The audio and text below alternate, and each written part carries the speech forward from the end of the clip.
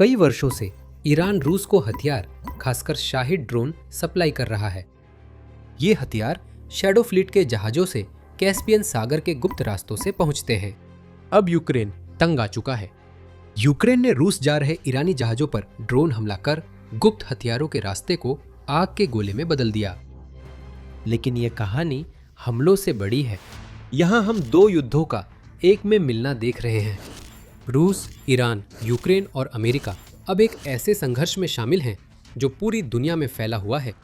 क्या हम वैश्विक युद्ध की शुरुआत देख रहे हैं? शायद। लेकिन चलिए हम हमलों से शुरू करते हैं। 25 जुलाई को यूक्रेन ने कैस्पियन सागर से गुजरने वाले जहाजों पर हमलों की बौछार कर दी। ऊपरी तौर पर ये जहाज आम व्यावसायिक जहाजों जैसे लगते थे। वे नहीं थे। ये जहाज उस शैडो फ्लीट का हिस्सा थे जिसका इस्तेमाल रूस और ईरान आपस में हथियार और तेल ले जाने के लिए कर रहे हैं। यूक्रेन के लिए यह एक ऐसी स्थिति है जिसे अब और बर्दाश्त नहीं किया जा सकता। रूस को जो हथियार मिल रहे हैं, जिनमें ड्रोन और मिसाइलें शामिल हैं, उन्हें बहुत समय से यूक्रेनी शहरों पर हमला करने और यूक्रेनी नागरिकों को मारने के लिए इस्तेमाल किया जा रहा है। यूक्रेन ने इस पर कार्रवाई की। वो दुनिया को नतीजों के बारे में बताने में बिल्कुल नहीं हिचक रहा है। यूक्रेन के राष्ट्रपति ज़ेलेंस्की ने अपने आधिकारिक टेलीग्राम अकाउंट पर दुनिया को हमलों की सूचना दी। कैस्पियन सागर में लंबी दूरी के हमलों से हमें बेहतरीन नतीजे मिले, खासकर वे जहाज जो ईरान के साथ सैन्य सामान ढो रहे थे और एक युद्धपोत भी। ज़ेलेंस्की ने घोषणा में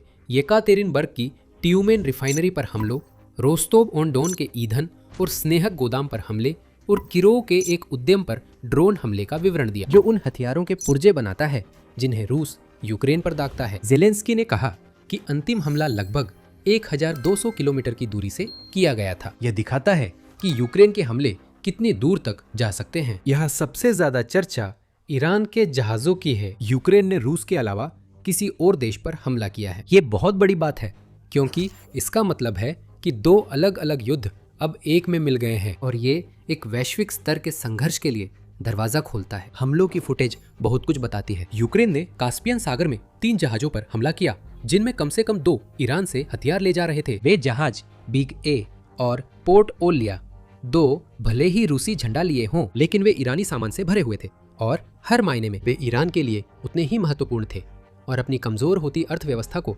चलाए रखने की उसकी कोशिशों के लिए जितने रूस के लिए और यूक्रेन पर लगातार बमबारी जारी रखने की उसकी इच्छा के लिए थे। इन जहाजों पर कोई रहम नहीं था। धुआं और आग दिखाते हैं कि यूक्रेन उन्हें सिर्फ निष्क्रिय नहीं, डुबोना चाहता था। ये कैस्पियन सागर में अब तक न देखी गई ऐसी बढ़ोतरी है जिसके गंभीर परिणाम होंगे। यहाँ हम देख रहे हैं कि यूक्रेन ईरान को एक कड़ी चेतावनी दे रहा है। ईरान सरकार सालों से पुतिन से सहयोग कर रही है। शहीद ड्रोन के अलावा ईरान और रूस ने 2025 के अंत में एक सहयोग समझौते पर हस्ताक्षर किए, जिससे यह साफ हो गया कि दोनों देश अपने संबंधों को और गहरा कर रहे हैं। यूक्रेन के लिए ये युद्ध पहले ही एक दूसरे से जुड़ चुके थे। ईरान खाड़ी में अमेरिका से लड़ रहा है और रूस अपने क्षेत्र में यूक्रेन पर हमला कर रहा है। इनका सहयोग दिखाता है कि युद्ध पहले ही वैश्विक हो चुका है। जैसा कि ज़ेलेंस्की बताते हैं, रूस ईरान को उपग्रह तस्वीरें उपलब्ध करा रहा है जिनका इस्तेमाल खाड़ी क्षेत्र में अमेरिकी ठिकानों और अमेरिका के सहयोगियों पर हमलों में किया जा रहा है। जुलाई की शुरुआत से ही हमने खाड़ी देशों और वहां के अमेरिकी सैन्य ठिकानों की रूसी उपग्रह निगरानी दर्ज की है। ये तस्वीरें बाद में ईरान में पहुंच जाती है। ज़ेलेंस्की ने 25 जुलाई की शाम यूक्रेनी जनता को संबोधित कर यह घोषणा की। इन स्थानों की रूस की सैटेलाइट इमेजरी और ईरानी हमलों के बीच स्पष्ट संबंध है।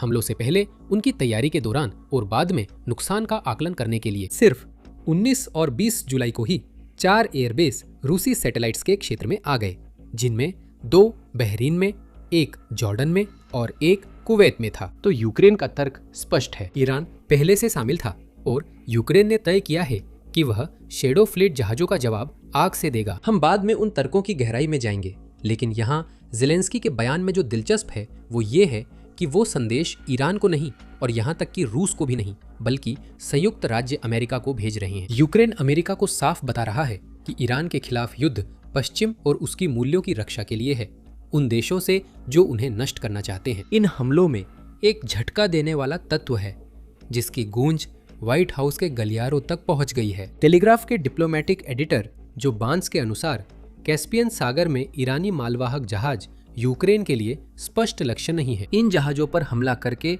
और पहले साझा किए गए बयान के जरिए ज़ेलेंस्की ट्रंप प्रशासन के दिमाग में ईरान रूस गठबंधन को और मजबूत कर रहे हैं। यूक्रेन दोनों संघर्षों को जोड़ना चाहता है और ऐसा करके यह अमेरिका को यूक्रेन को रूस के खिलाफ अपनी रक्षा करते समय और अधिक समर्थन देने के लिए प्रोत्साहित करने के लिए कुछ गुंजाइश बना सकता है। यूक्रेन का कहना है कि दोनों युद्ध पहले ही जीते जा चुके हैं। यूक्रेन की मदद करे रूस हार जाएगा और ईरान काफी कमजोर पड़ जाएगा। यही संदेश अमेरिका को दिया जा रहा है। संभवतः यह कोई संयोग नहीं है कि यूक्रेन के ईरान के जहाजों पर हमले ठीक उससे पहले हुए जब जेलेंस्की 28 जुलाई को अमेरिका पहुंचने वाले थे अमेरिकी राष्ट्रपति डोनाल्ड ट्रंप से मुलाकात के लिए। उनकी टीम और उन लोगों से जिन्हें जेलेंस्की हमारी रक्षा का समर्थन कर सकने वाले बताते हैं। जेलेंस्की ने एक पोस्ट में अमेरिका आगमन की घोषणा करते हुए कहा, हमारी सबसे बड़ी प्राथमिकता मिसाइल रोधी रक्षा और अमेरिका से रणनीतिक सहयोग है। शांति को करीब लाना जरूरी है। सहयोग बढ़ाने का सबसे अच्छा तरीका है ट्रंप प्रशासन को दिखाना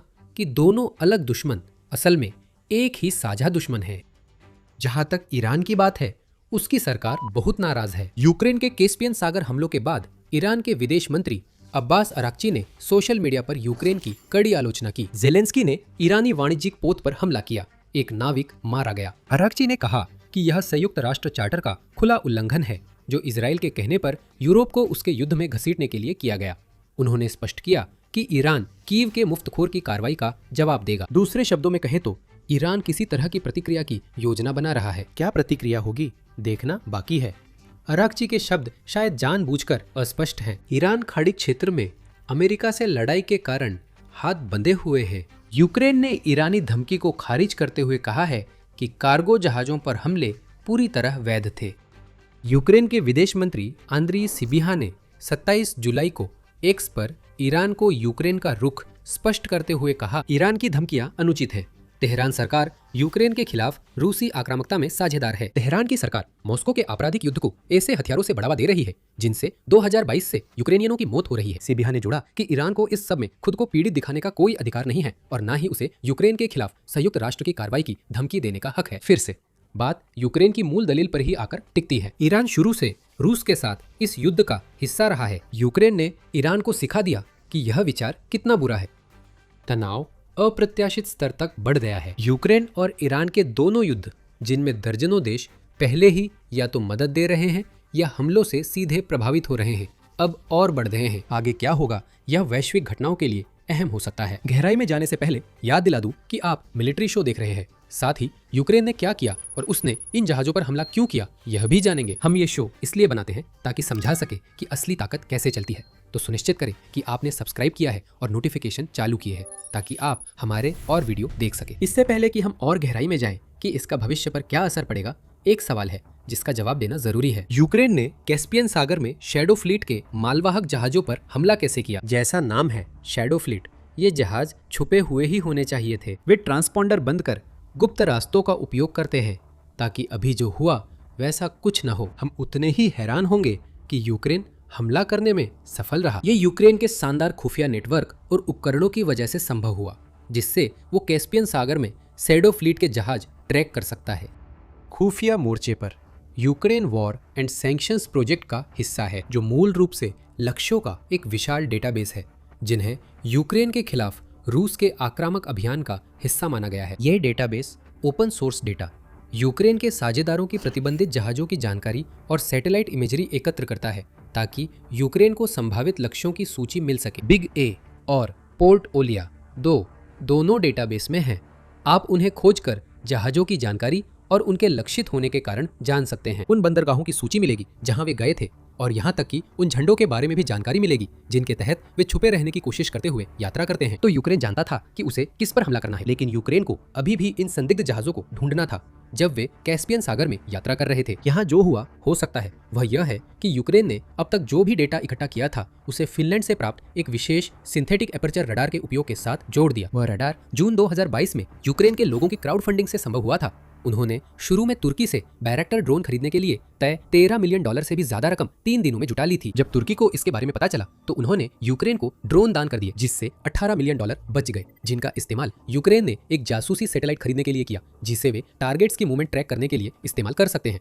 ये शानदार डिवाइस पृथ्वी की सतह पर 500 किलोमीटर दूर से रडार ऊर्जा भेजता है और ये जो सिग्नल वापस मिलता है उसका इस्तेमाल वो अपनी देखी गई चीजों की एक इमेज बनाने के लिए करता है। बादल, अंधेरा और मौसम रडार पर असर नहीं डालते, जिससे यूक्रेन जमीन या कैस्पियन सागर की इमेजेस बाकी स्रोतों से 6 गुना तेज मिल सकती है। संभवतः सैटेलाइट इमेजरी से यूक्रेन को पता चला कि 2 ईरानी मालवाहक जहाज ईरान से कैस्पियन सागर के रास्ते जा रहे थे। इसके बाद यूक्रेन ने अपने खुद के रडार का इस्तेमाल उन जहाजों को ट्रैक करने के लिए किया, जिससे वो ड्रोन के लिए रास्ता तय कर सका, जो सैकड़ों किलोमीटर उड़कर उन जहाजों को डुबोने के लिए भेजे गए। जहां तक ड्रोन की बात है, ऐसा लगता है कि यूक्रेन ने इस काम के लिए लियोच्ची का इस्तेमाल किया। यूक्रेन का प्रसिद्ध लंबी दूरी का ड्रोन लियोच्ची वर्षों से अपनी पहचान बना रहा है।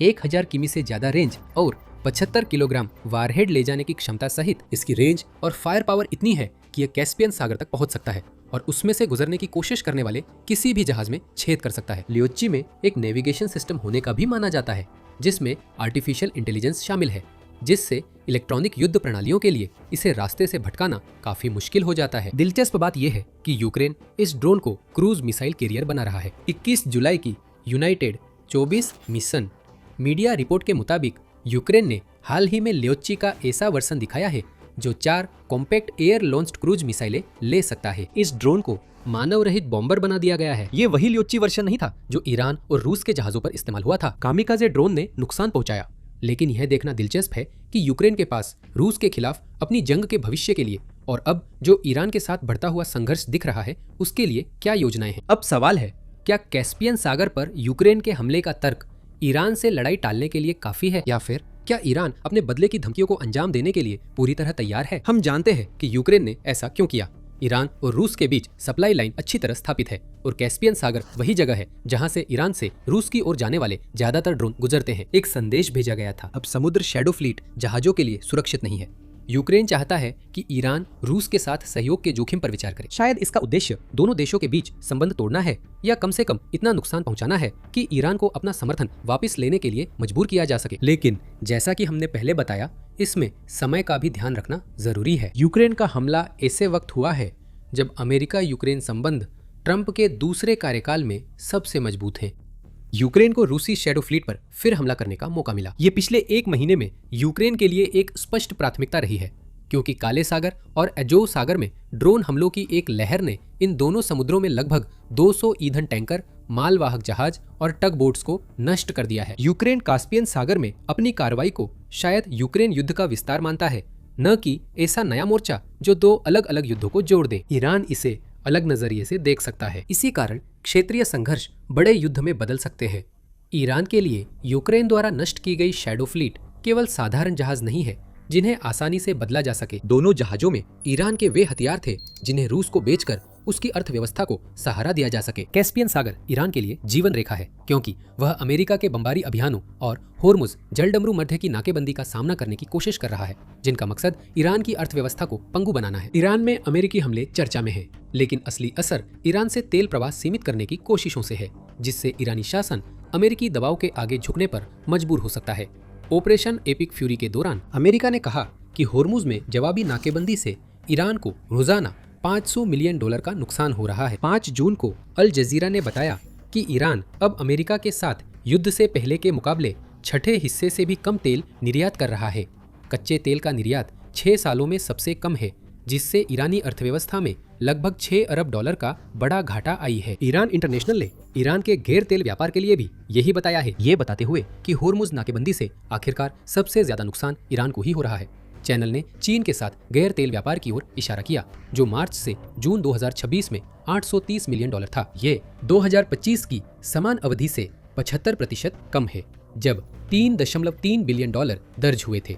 ईरान को खाड़ी के पड़ोसी देशों के साथ व्यापार में भी नुकसान हुआ है। 2025 में उन पड़ोसी देशों के साथ व्यापार ईरान की कुल गैर तेल बिक्री का 51% था। अब लगभग कोई व्यापार नहीं है। इन खाड़ी देशों का ईरान से खरीदने का इरादा नहीं है, क्योंकि ईरान खुद उन पर ड्रोन और मिसाइल से हमला कर रहा है। हम कह रहे हैं कि ईरान गंभीर आर्थिक संकट में है। रूस के साथ कैस्पियन सागर के जरिए व्यापार ईरान की कुछ आर्थिक जीवन रेखाओं में से एक है, क्योंकि वो अमेरिका से युद्ध के चलते भारी दबाव में है। यूक्रेन ने अब उस जीवन रेखा का इस्तेमाल और खतरनाक बना दिया है। ये अमेरिका के लिए फायदेमंद है, जो ईरान को और पैसा गंवाते देख खुश होगा, लेकिन ईरान के लिए कैस्पियन सागर की घटना उसे यूक्रेन पर सीधा हमला करने जैसे कदम के लिए उकसा सकती है। ये सुनने में अजीब है, लेकिन ऐसा हमला सैद्धांतिक रूप से संभव है। इसमें सैनिक शामिल नहीं होंगे। ईरान अपने सैनिक रूस नहीं भेजेगा, क्योंकि उसे वे अपने देश में अमेरिका के संभावित जमीनी आक्रमण से बचाव के लिए चाहिए। ईरान के पास बैलिस्टिक मिसाइलें हैं। 26 जून के आई पेपर की रिपोर्ट के मुताबिक शासन कैस्पियन सागर की घटना के जवाब में यूक्रेन पर प्रतिशोधात्मक मिसाइल हमले पर विचार कर रहा है। रिपोर्ट में ईरानी सैन्य पत्रकार बाबक तागवी की टिप्पणियां शामिल हैं। ईरानी revolutionary guard corps aerospace force ने अभी तक आधिकारिक बयान नहीं दिया, लेकिन बताया जा रहा है कि उसने संसद सदस्यों और शासन के करीबी पत्रकारों को संकेत दिया है कि वह कीव में रणनीतिक लक्ष्य पर प्रतिशोधात्मक बैलिस्टिक मिसाइल हमला करने पर विचार कर रही है। तागवी ने आई पेपर को बताया। उन्होंने कहा कि इन बातों को अनौपचारिक रखने से हमले से विश्वसनीय रूप से इनकार करने की गुंजाइश भी मिलेगी। रूस पहले ही ईरानी मिसाइलों का इस्तेमाल कर रहा है। ईरान बस यही तर्क देगा कि हमला ईरान ने नहीं बल्कि रूस ने किया था। इस शासन के पास यूक्रेन तक पहुंचने वाली मिसाइलें हैं, पर उन्हें लंबी दूरी तय करनी होगी। गधा, सहिल और इमाद सभी की रेंज लगभग 2000 किलोमीटर मानी जाती है, जबकि कोरिम खुर्रम शहर के बारे में कहा जाता है कि वह लगभग 4000 किलोमीटर तक उड़ सकता है। एक हमला होने वाला है जो शायद ईरान द्वारा इस्तेमाल की जाने वाली आखिरी मिसाइल होगी। ईरान के पास करीम खुर्रम शहर का 2000 किलोमीटर वाला संस्करण है जो 1500 किलोग्राम का वारहेड ले जाता है। संभावना है कि 4000 किमी वेरिएंट में छोटा वारहेड लंबी दूरी तय करने में मदद करता है। अगर ईरान यूक्रेन पर इन मिसाइलों में से कोई दागता है तो दोनों युद्ध एक हो जाएंगे। अमेरिका, जो ईरान के परमाणु हथियार विकसित करने और मिसाइलों में लगाने की कोशिश से चिंतित है, इतने खुले हमले से हैरान होकर कार्रवाई को मजबूर होगा। ईरान पर और हमले किए जाएंगे और यूक्रेन को शायद आखिरकार वह बढ़ी हुई मदद मिल जाएगी जिसकी उसे रूस के साथ अपनी लड़ाई जारी रखने के लिए जरूरत है। ईरान का यूक्रेन पर सीधा हमला यह रास्ता भी खोल सकता है कि रूसी सेना या उपकरण ईरान जाकर अमेरिका के खिलाफ रक्षा में शामिल हों। दो संघर्ष जो हमेशा से ही कुछ हद तक जुड़े हुए थे, अब एक ही युद्ध का हिस्सा बन जाएंगे। एक वैश्विक युद्ध, एक ऐसा युद्ध जो 4 देशों से शुरू होता है लेकिन बढ़कर खाड़ी यूरोप को भी अपनी चपेट में ले सकता है और दुनिया के कई हिस्सों को भी। ईरान को यूक्रेन पर मिसाइलों से जवाबी हमला करने से रोक सकने वाली एकमात्र चीज अमेरिका के साथ बढ़े हुए युद्ध की आशंका है। अमेरिका शायद युद्ध बढ़ाने पर विचार कर रहा है। ट्रंप खाड़ी में संघर्ष खत्म करने के विकल्पों पर विचार कर रहे हैं और जमीनी आक्रमण का विकल्प अभी भी बना हुआ है। ऐसा होने पर क्या होगा और इसका भविष्य पर क्या असर पड़ेगा, हम वीडियो में दोनों सवालों के जवाब देते हैं। तो और जानने के लिए इसे जरूर देखें और अगर आपको ये वीडियो पसंद आया हो तो मिलिट्री शो को सब्सक्राइब करना ना भूलें ताकि आप यूक्रेन में हो रही ताज़ा घटनाओं का हमारा विश्लेषण और ये घटनाएं बाकी दुनिया को कैसे प्रभावित करती हैं ये देख सकें। हमेशा की तरह देखने के लिए धन्यवाद।